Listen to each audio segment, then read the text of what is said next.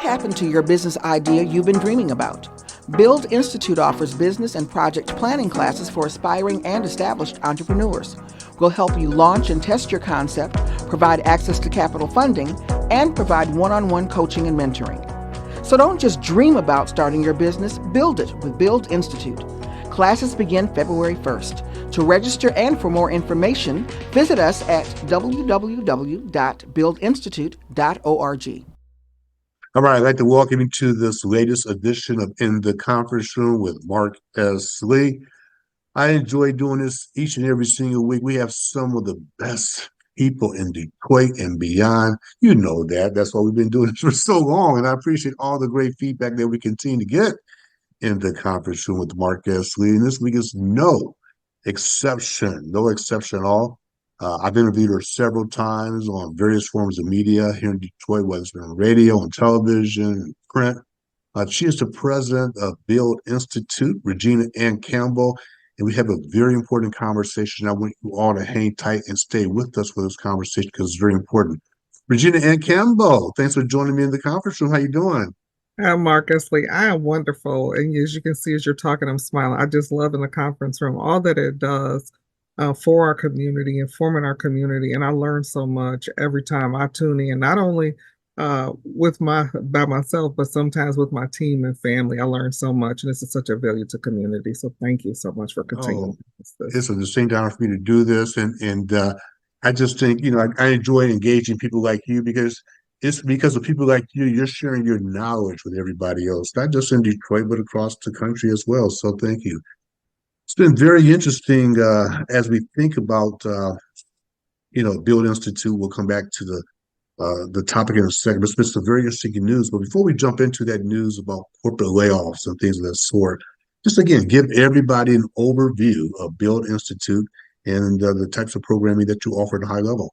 I am happy to do that. So Build Institute is a nonprofit, Detroit-based organization, and we actually help entrepreneurs launch and grow businesses through education, capital funding, and mentorship. We actually are headquartered in Detroit, but we also are throughout Michigan. And most recently, we launched the Build Cities in Traverse City. We're in Fort Wayne, Indiana, as well as Bradenton, Florida. So again, really about helping people launch their ideas in the marketplace and then also grow. So you're getting a chance to get down to Florida this time of year quite a bit? Not this time of the year, but at least getting down there like at least once a year.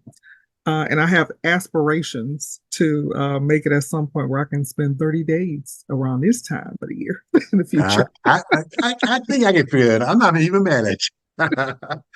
Well, in the news recently, it's been a lot of discussions, and Regina and I just talked about it on CBS Detroit. But I thought this conversation we want to continue the conversation in a much more extended way as well. Last year was a record year in terms of corporate layoffs, and Forbes magazine had an article just recently, at the beginning of January, just a couple weeks ago, that talked about people transitioning from the corporate workplace to becoming one focused on self-reliance or independent contractors. And so, Regina and Campbell, as we kind of unpack this conversation, talk about, from your perspective, what you're seeing in terms of people leaving the corporate space, and why would they even consider, starting their own business at this point in their careers and their lives? What's driving those changes behind the corporate workplace right now? And so, Mark, to your point, we know that there have been layoffs and people are thinking about how do they reinvent themselves. And some people have been in their career for a while and they recognize that they have a specific talent and skill set that's been proven time and time again with their employer, and they want to try to start their own business. Additionally, on top of that, when we talk about self-reliance and peace of mind and quality of life, COVID triggered a lot of that for many individuals in business, corporate, these employees across our country, and not. People want a certain quality of life. They want to have peace and happiness on their terms and more autonomy to spend with family and do things that they love. And one way of doing that really clearly is being your own boss, being able to make those strategic decisions. So along with sort of whether you were laid off, a loss of a job, or choosing to leave a company to reinvent yourself. COVID has had significant implications on people's decisions to live, not just exist, but to be living and enjoying life. So I've been working in corporate for a long time. I enjoy the security. I get a paycheck every 2 weeks. I get a chance to I get go to the coffee room and socialize with other people. And so why would I want to give that up? That is a great question, and I can answer that in a number of ways based on how the people come to us and say, I have one real example where a woman who's been doing HR for the past 20 years. Hmm. Um, and she's very passionate about a business that her father passed on to her. It is a bar in one of our communities, and she is very passionate there when she would go and volunteer, and now she owns it. So she really lights up spending time with customers in her dry bar, and a lot more peace and flexibility. She loves volunteering, so this has cleared space for her from behind a corporate desk to be able to go and do what she loves while making money. Another person who's also in HR wanted to start a consulting company. Again, many of us in our entities, we are helping people be able to bring in revenue to companies based on our talents and skills. And people realize that they can take that and be an independent contractor and sell those services to entities and had a flexibility to travel. I mentioned when we were together the other day that some people even put their kids through college. Yeah. Yeah. And then I think there's another key factor that's working out here as well is that, quite frankly, as it's cut to the chase, job eliminations and Mhm. job eliminations and layoffs. And as you and I were chatting the other day as well, I gave a couple of examples where, one individual that I know, obviously, been at a corporation for a long time. And again, it's not knocking on corporate life. I worked in corporate for a long time, a very successful corporate career. But in his case as well, he was offered a package, and he thought about it and said, well, do I want to continue down this path? He's getting closer to that point of, I just want to retire on his terms. I mean, on his terms. And so he decided to take the package, and he walked from the organization. And another individual, though, whose position, quite candidly, who came to me, they were eliminated. Not them literally, but the job was eliminated.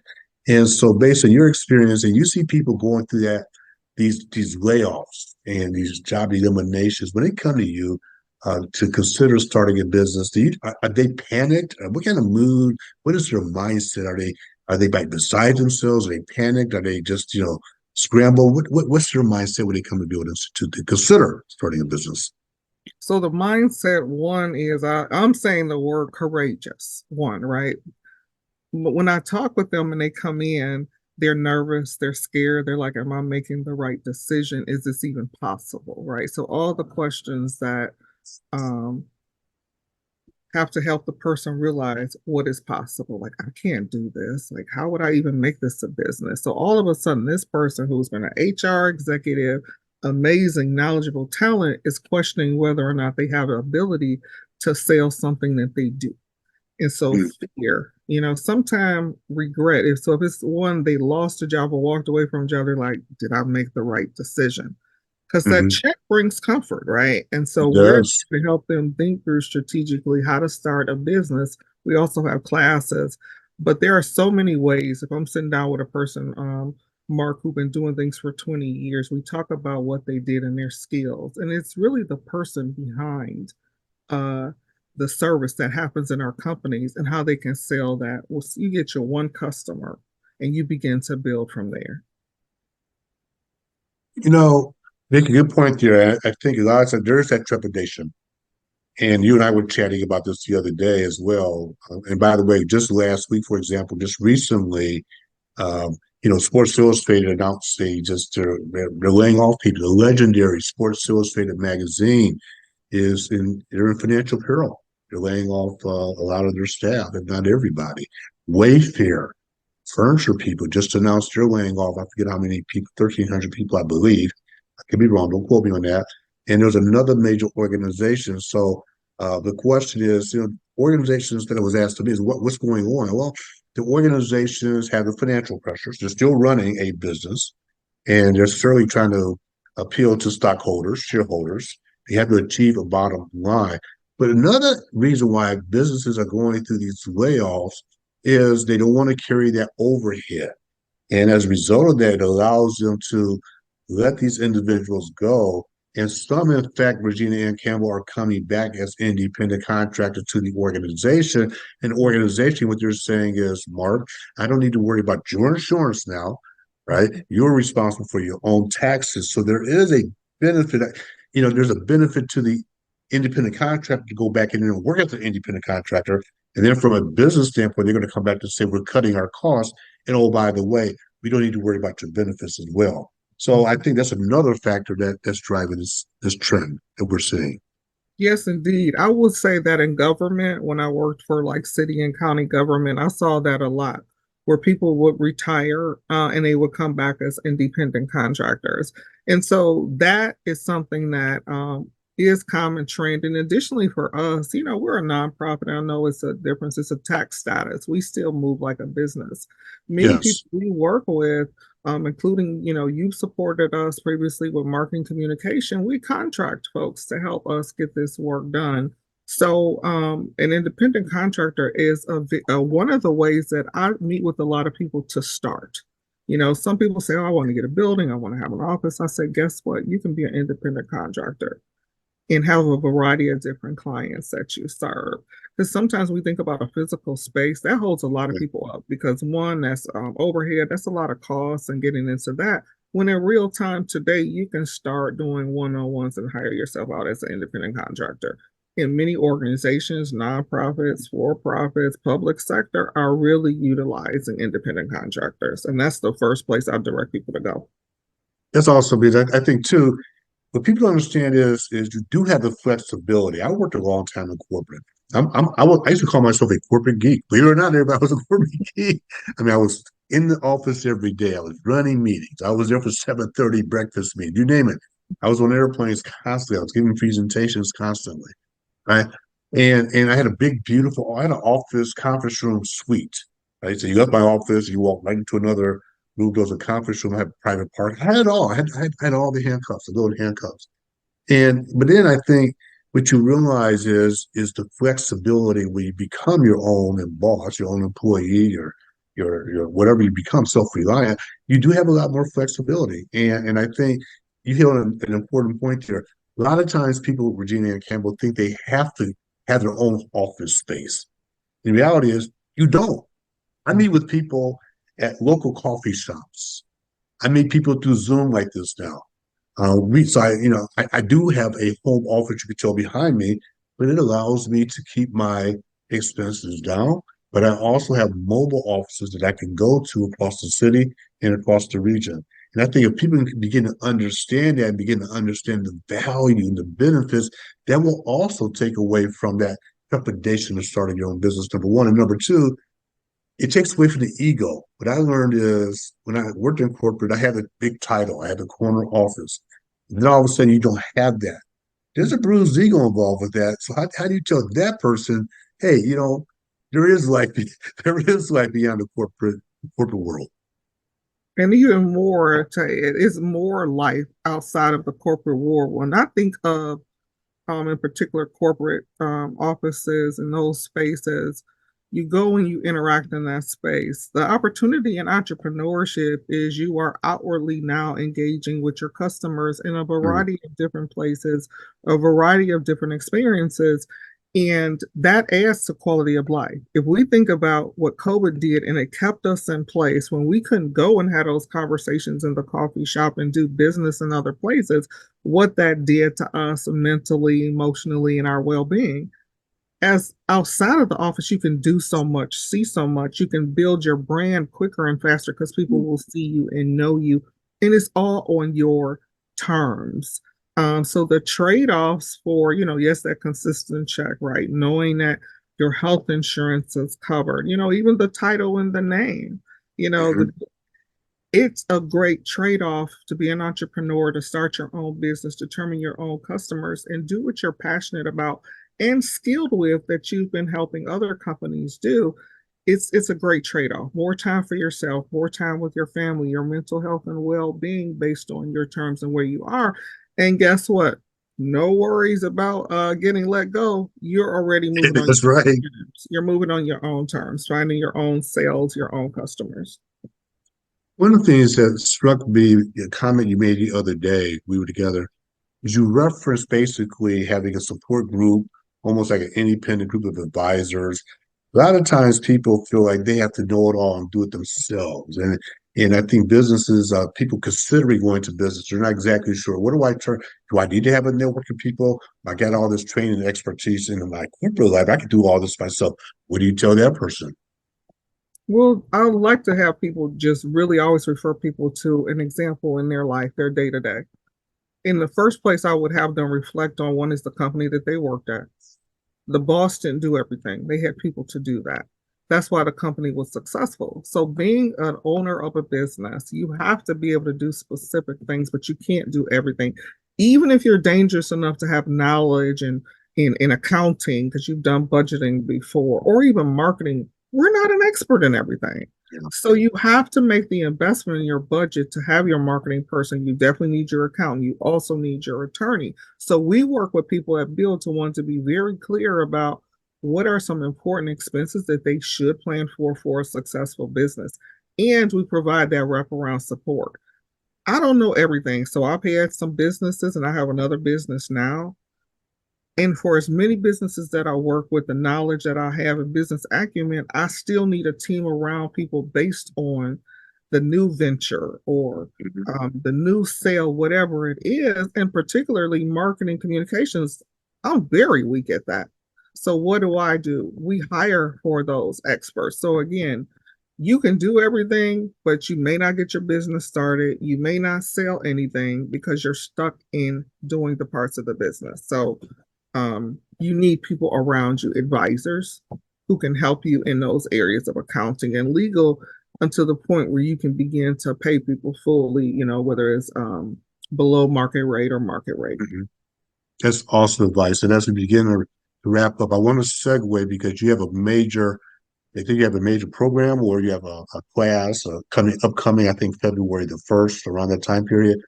Talk to us about exactly what's going on. What can people expect? How to register? Just I'll give this time over to you to talk exactly, share what exactly what exactly you want to share with the viewing audience. So part of all of this, being an entrepreneur, is learning. It's education. That's why we're Build Institute. We're going to give you the nuts and bolts and knowledge to be successful in your business. Help build capacity equals revenue. So we have a class, a Build Basics class for people to come up, and it's 8 weeks. We do a sliding scale based on people's income, where they're going to learn the nuts and bolts and be able to put together a business plan that can help them access capital to get their business going.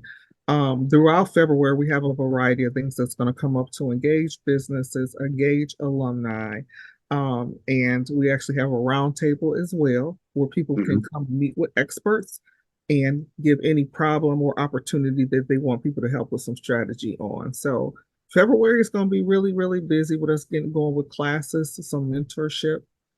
Capital opportunities are always available for people to reach out to us at hellobuildinstitute.org. Are the programs free? Is there a cost associated with it?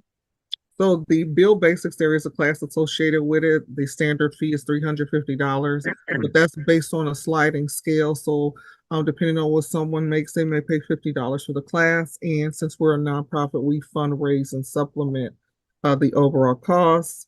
The mentorship is free that we have. The roundtable is free, and there's some other events that we have coming up that is also free.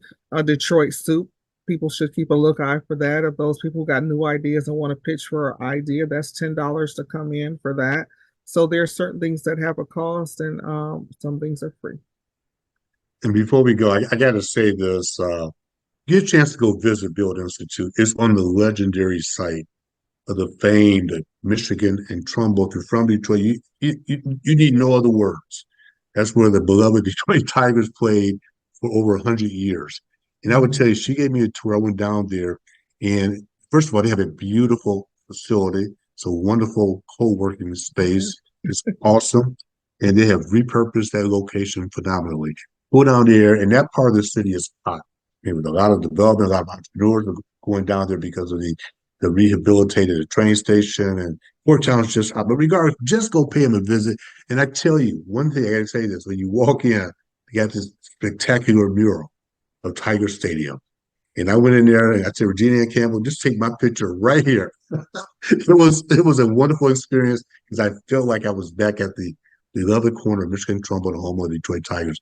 Congratulations for all that you're doing, Regina and Campbell. We appreciate Thank you. you so much, Marcus Lee. I appreciate you more. All great things.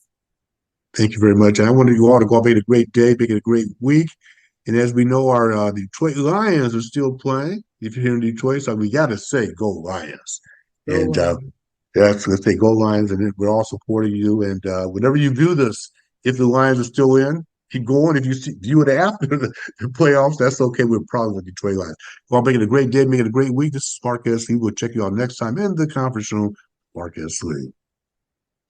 If you're looking for the perfect diamond, gemstone, silver, or gold jewelry, Costa Doro Fine Jewelry in downtown Detroit has it all. A full-service jeweler for over 30 years. Inside the Millender Center, specializing in restyling jewelry and all watch repairs by a master goldsmith and certified gemologist. Open Monday through Friday, 9 to 5, or by appointment. Costa Doro Jewelry, 313-965-4139.